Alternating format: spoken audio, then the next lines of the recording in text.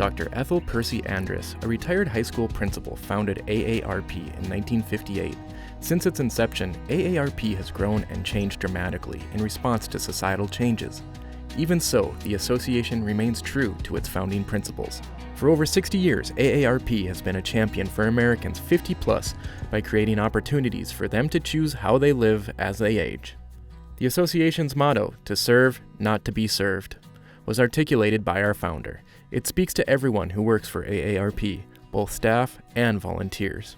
AARP volunteers are part of Ethel Percy Andrus's army of useful citizens, committed to living their lives with dignity and purpose, committed to leaving the world better than they found it, committed to sharing their wisdom and to building a future where coming generations can thrive, dream, create, and live their fullest, best lives. And that's the spirit of the Andrus Award for Community Service, AARP's most prestigious and visible volunteer award.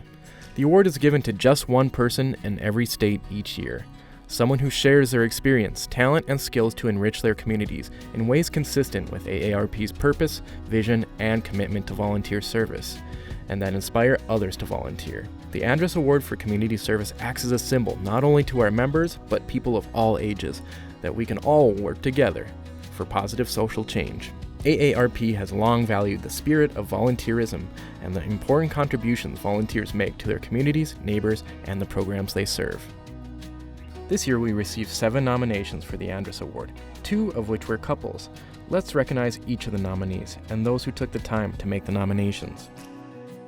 Deborah Ball Kilborn, Fargo, a volunteer chaplain at Sanford Hospice in Fargo and retired United Methodist minister. Deborah comforts those in hospice as well as their families. Her nominator, Lisa Casson-Bauer, says Deborah's commitment to helping their patients find meaning, resolution, and even joy at the end of life is an inspiration. In her role, Deborah meets with every patient.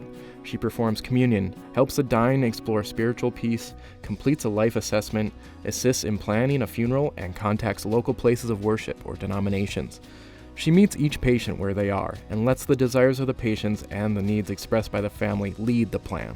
In addition to the spiritual and practical support she provides, she supports the hospice program by recruiting friends who have become vital volunteers. A listener who allows patients to express unvoiced thoughts or concerns, Deborah helps people leave this life in peace. Nancy Belland, New England, North Dakota. Nominator and husband Dwight Belland says he's been fortunate to spend his married life watching wife Nancy inspire others by example.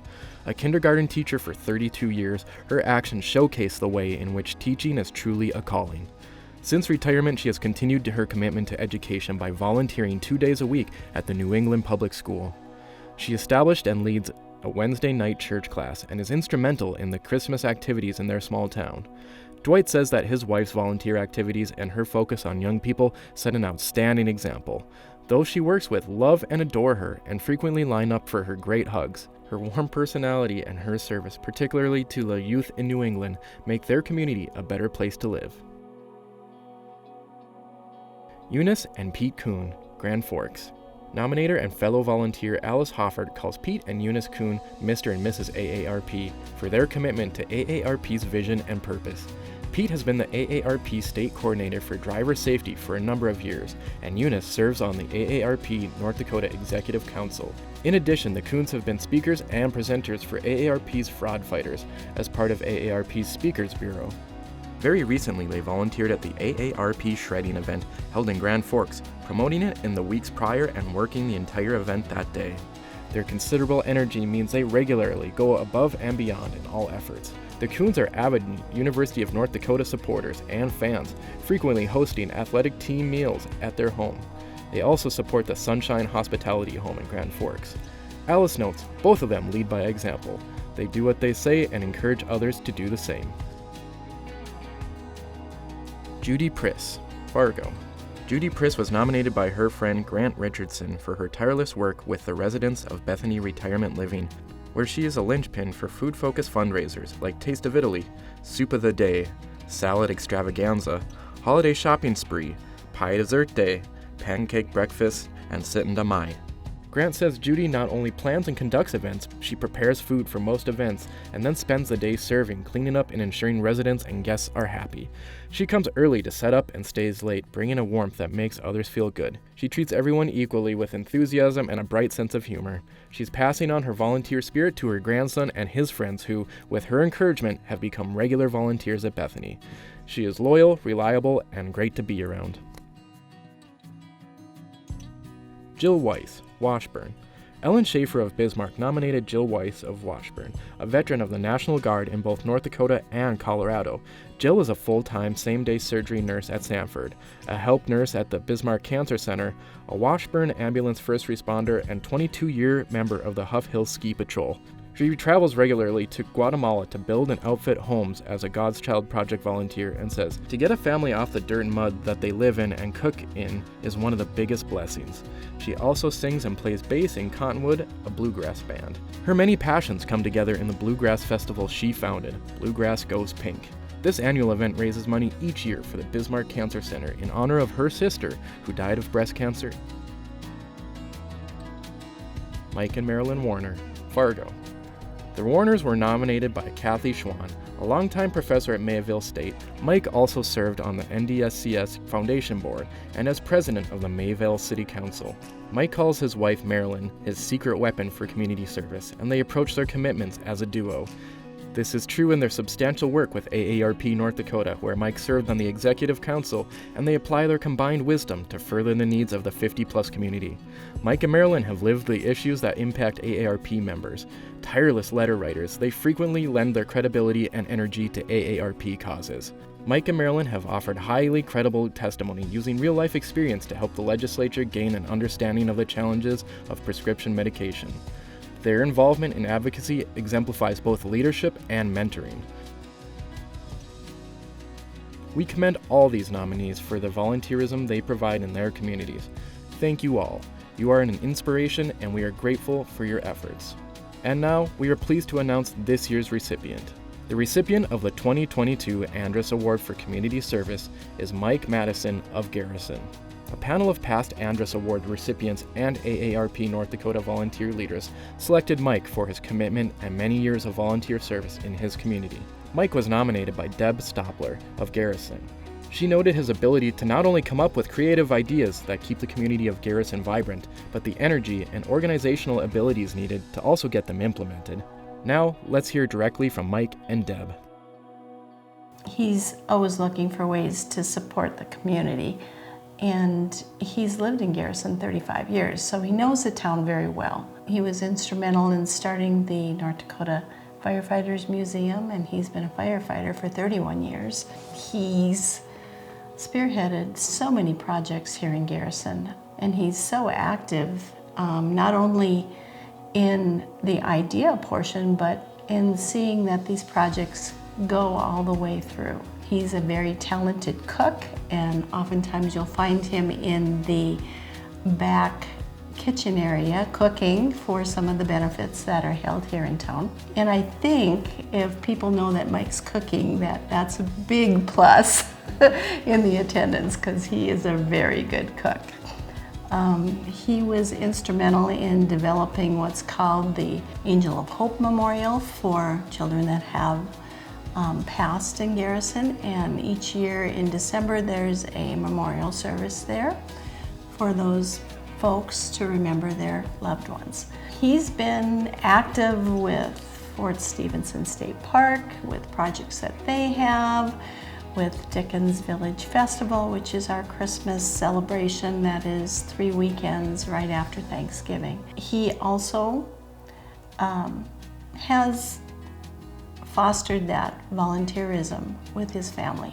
And so it's not unusual to see Mike and his girls supporting the area events as the worker bees. I guess the other thing that I would say is that he helps young and old, both of them. There's a Business Buds program through the high school where he volunteers his time with a young person to give them an idea of what it's like to run a business. You know, he's helped us in Garrison get buildings for the community, such as our Cubby Hole, which is a meeting place, and the food pantry, and he just is always looking to provide other avenues for the town to grow. And this award is really nice to recognize him. I'm the president of the North Dakota Firefighters Museum and also director of the Garrison Area Improvement Association, as well as other local. My day job is I'm a realtor and insurance agent for my own business, and proud to have been a citizen of Garrison for 37 years. I'm honored to receive the Andrus Award. It's a very high honor that a lot of people probably are more deserving than I. But it does recognize the fact that volunteerism in a community is important, and I think that's something that we need to be reminded of today more than ever. The museum which we're in today is a project that we started in 2006. It was a building that was dilapidated. The roof was caved in, it was full of debris, and we took it on as a project because it was the last building on Main Street. The Wall of Fame here, it was endorsed by the North Dakota Firefighters Association, and each year in October during Fire Prevention Week, we honor firefighters by inducting them into the Hall of Fame.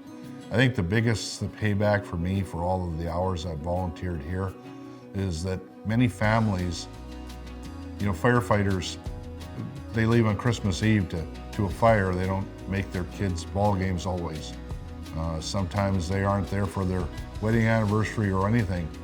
And the families that come and watch their spouse or parent receive that award realize that the sacrifices that they made as a family are important to many, many people.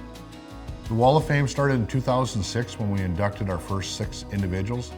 Those 6 individuals had been long-term firefighters that were supportive of this venture and said that it was worthy of it. It was followed up by the past presidents of the North Dakota Firefighter Association selecting our community to put the Fallen Firefighter Memorial that's adjacent to this museum. And there again, that recognizes firefighters that didn't come home from a call. When we did the initial ceremony for those, there were family members that showed up that thought that their father had been forgotten. This is a place where people can come and see people that maybe are no longer with us, but never will be forgotten. The Angel of Hope Memorial Project is something that I am proud to be associated with. It started out as a project. Unfortunately, I'm on the fire department for 30 plus years, and during that time we lost 4 children of firefighters.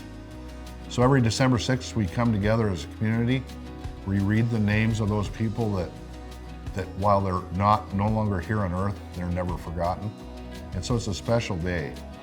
The mural project is the benefit of this award is they let me select a project for a nonprofit of my choosing to receive the funds to assist in the project.